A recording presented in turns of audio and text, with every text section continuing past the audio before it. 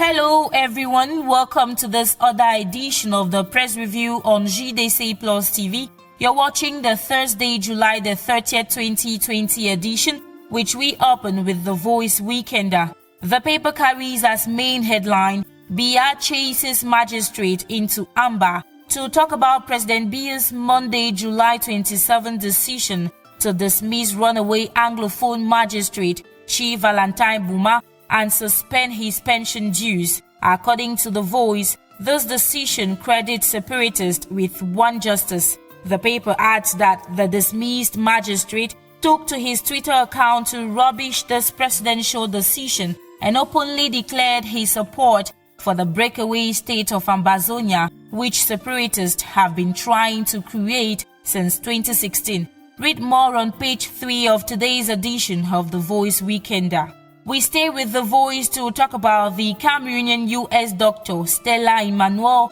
said to have challenged Western scientists after she announced having treated hundreds of coronavirus patients with hydroxychloroquine.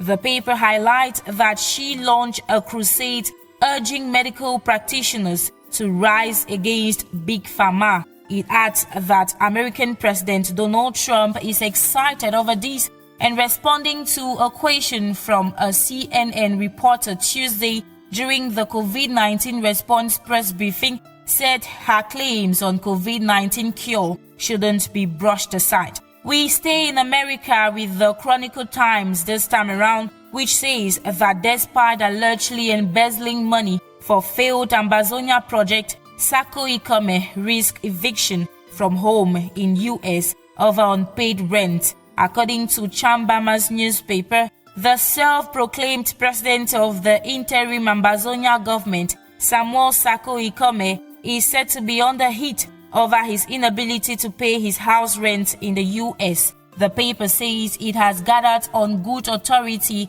that in the days ahead, Samuel Sako may see his battles multiply if he is finally thrown out of the apartment he is renting in the US.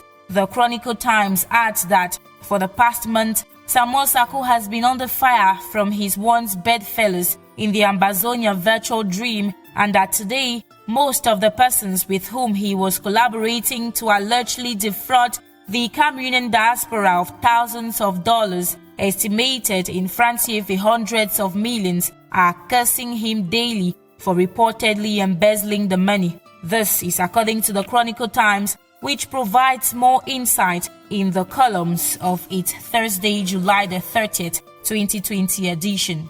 And we end this press review with the Guardian Post newspaper.